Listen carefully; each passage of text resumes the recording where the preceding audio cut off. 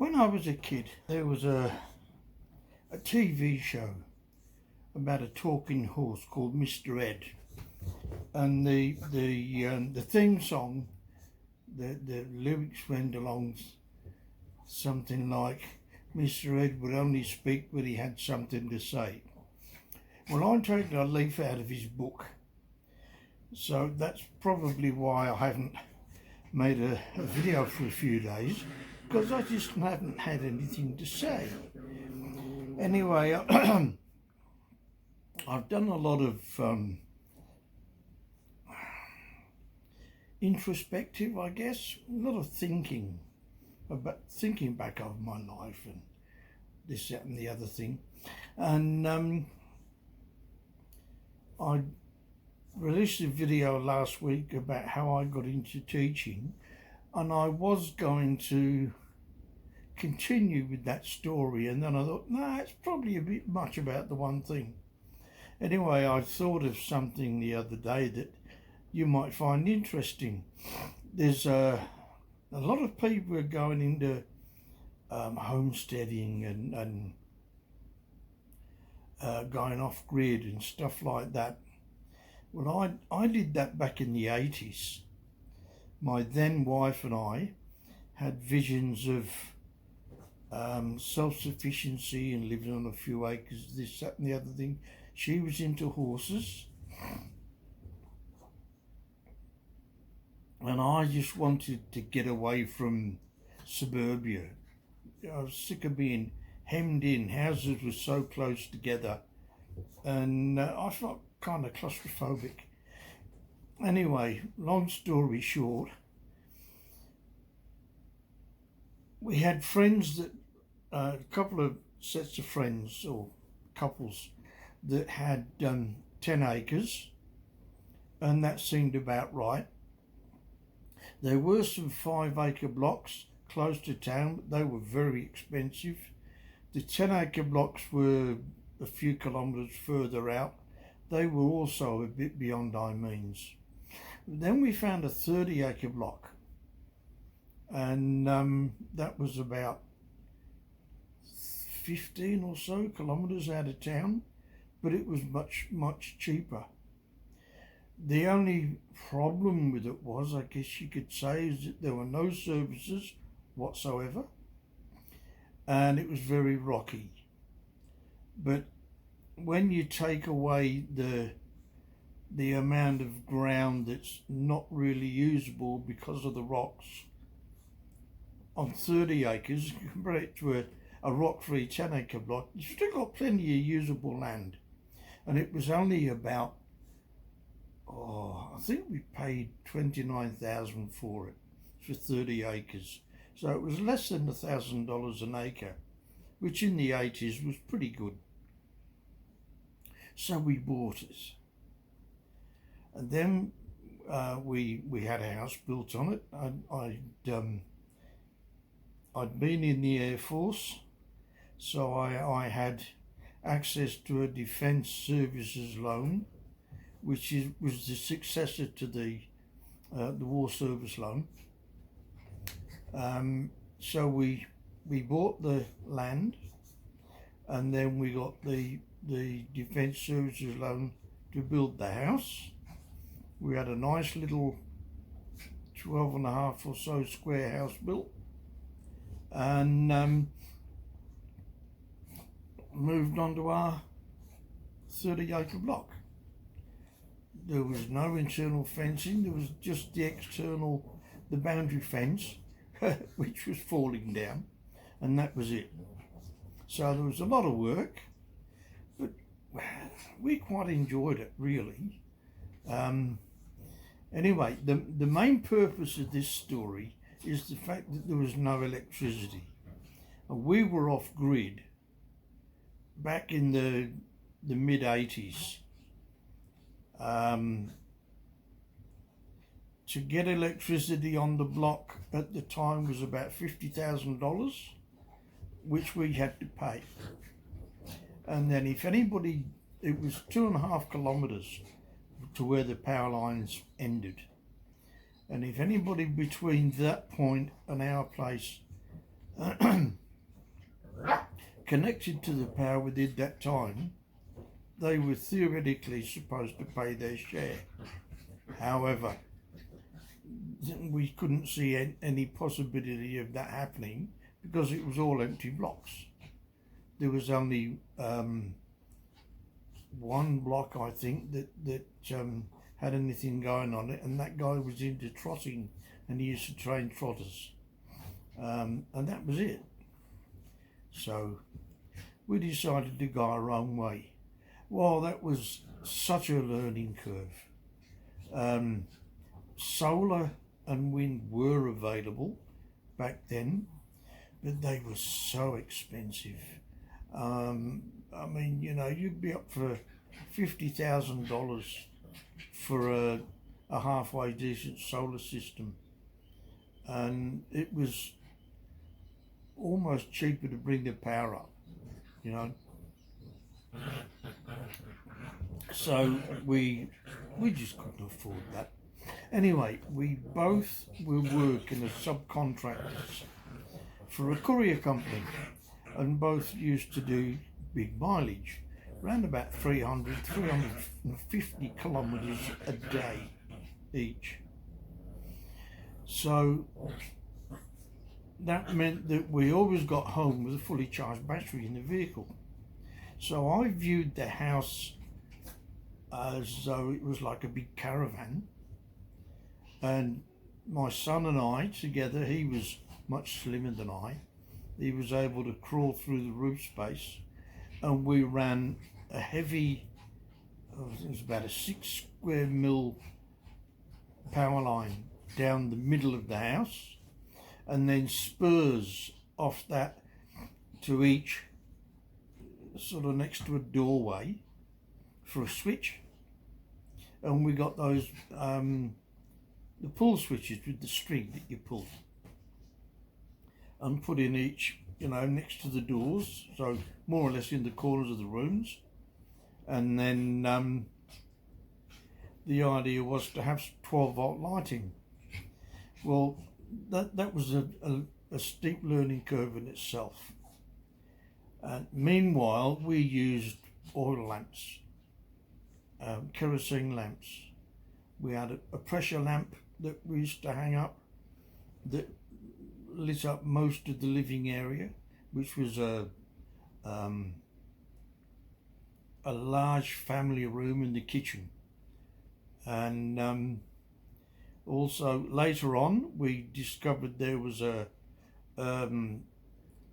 business in Brighton, I think it was, where you could buy equipment for off-grid living, and they sold small inverters whereby you could take the ballast and the starter out of a fluorescent fitting and replace it with this inverter and run it off 12 volts. And they were available for 40 watt and 20 watt fluorescents. So I converted a couple of fluorescents, the one in the kitchen, and I think there was 2 in the family room, converted them to 12 volt. The only downside of that was, as the voltage dropped in the battery, as the power was used, the voltage would get lower and lower, and the fluorescent tubes would deteriorate. So we used to go through quite a lot of tubes. They'd go dark on the ends, black, not black exactly, but dark on the ends, and didn't work as well. So it wasn't all that successful, really. At the time we had 2 generators. We had a 5 kVA generator that we used to run once a week on a Saturday, and that run the washing machine and the vacuum cleaner, and we did all the heavy stuff, you know, on a Saturday. Ran that for 3-4 hours, get all the washing and vacuuming and whatever you done. We also had a small generator that was only a 600 watt, and that'd do a couple of lights and the computer. and that was about it, really. Okay, I was saying a little while ago that I had a taxi truck. Lorraine had a courier van, and we used to do about 350 kilometres a day. So we always got home with a fully charged battery in the car. Now, it never occurred to us to get a second battery installed. So the long and the short of it was that we hooked up plugs at either end of the house, and we had a little pigtail coming out of the grill of the vehicle, so we could plug the car into the house. Well, I'd plug the truck in at one end, and she'd plug her van in at the other end. So one did lights and the other did the TV. We had a 12 volt, little black and white 12 volt TV. We had a car radio mounted under a shelf, and I'd run under the floor a couple of power points that were they were normal 240 volt power points, but they were the old brown Bakelite ones, and they were mounted on the floor, so we knew that they were 12 volt rather than 240 volt, and that was quite handy. As far as using the car batteries for the lights and the TV and so on, they used to go for about a year. The battery would last a year, and we experimented with cheap batteries and with expensive batteries, and we found that we got no difference. I spent at one stage a $75 battery from Kmart, and another time I bought a big truck battery that I had to extend the battery carrier on the truck to fit. Still got 12 months out of them, so we stuck with the cheap batteries. Thing was, the first time, and it was usually the first frost, the car or truck wouldn't start, so we jump started from the other vehicle straight into town and buy a new battery, and that was the thing. But it was cheap power, $75 or $100 for a battery. We had two of them, so a couple of $100 a year for power. That was cheap. We didn't mind at all. Yes, there was inconvenience, but it's your lifestyle. You get used to it. There are workarounds that you just work around it. I mean, even now, where I live, I've got a 3.5 kilowatt solar array, and we do the washing and vacuuming and so on in the middle of the day when we've got maximum sunlight. Costs us nothing. The only power we pay for is the evening power, and the peak time power. And by then we're only running the TV and the fridges are on, and that's about it. So even now we live quite cheaply as far as power goes. I suppose those years on the farm, we were there 14 years, and it was 7 years before the power finally came through, and that was thanks to the local council. They arranged it and paid for it, and we were very grateful for that. It still cost us a fortune to get it from the pole that was outside the boundary up to the house, which was about 30 metres or so. 35 square millimetre cable, an active and a neutral, cost a fortune. It's something like $40 a metre just for the cable, and then paying for the contractors to do the work. Yeah, even getting the trench dug, which was supposed to be 60 centimetres deep through all those rocks, of which we had a lot of rocks. And I remember I'd put a stone cutting wheel in my power saw and cutting trenches through rocks to get this thing down to the depth. And then when the SEC at the time, when they came to do the work, they didn't even look at didn't expect the trench at all. It could have been 6 inches deep and they wouldn't have known any different. Anyway, live and learn, don't they? A funny story from this period was we had some friends who got into, he'd injured himself and was unable to work for quite a few months, and as a result they lost their house. So they ended up buying a caravan, and they parked the caravan on our block for a few months.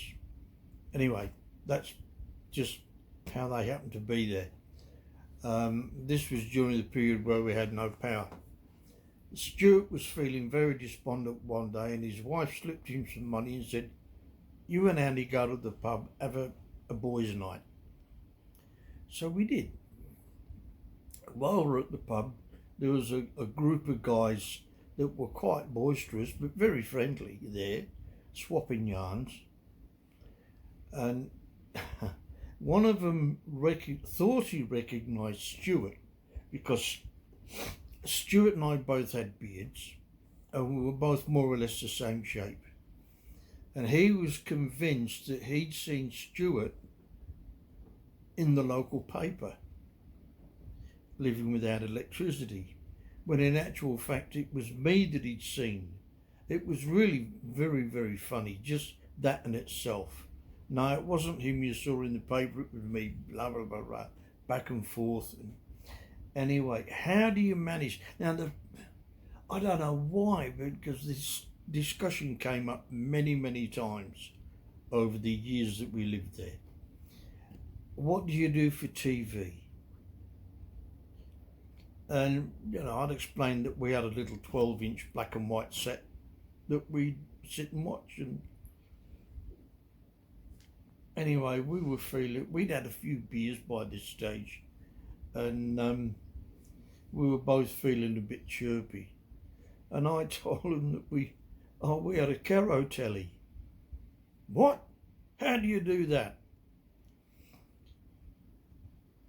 Stuart immediately caught on and joined in on it. And we spent half an hour explaining to this group of fellas how we'd got an old Caro fridge, taken the workings out of the old fridge and converted it to run the TV. So we had a Caro powered TV. Anyway, one of the guys was very boisterous and loud. He said, "Bullshit, that is a load of crap, rah, rah, rah." And I looked at him all, with a shocked expression on my face. "Pardon me," he said, "I used to work for the SEC. I know about electricity. You cannot run a TV on Caro." I said, "Oh, you got me." But it was a good yarn, wasn't it? And he laughed and he said, "Yes, it was." Anyway, the pub closed, and these guys had bought a slab of cans and retired to the outside tables outside the pub. Stuart and I went to leave. "Hey, where are you going? Get back here." We ended up sitting there with these guys, finished the slab before we staggered home. Oh, it was a funny night. But the yarn about running, and we had these people going that we ran the TV on the works of an old Caro fridge. Ah, that was such a funny evening. Well, that's about all I've got for you for this week. I really can't think of anything else. And if I do, I'll just add to the video. But as far as I can see, that's pretty well it for this week, or for now. So, thanks for watching. If you feel so inclined, like, subscribe, drop us a comment, and I'll see you in the next one.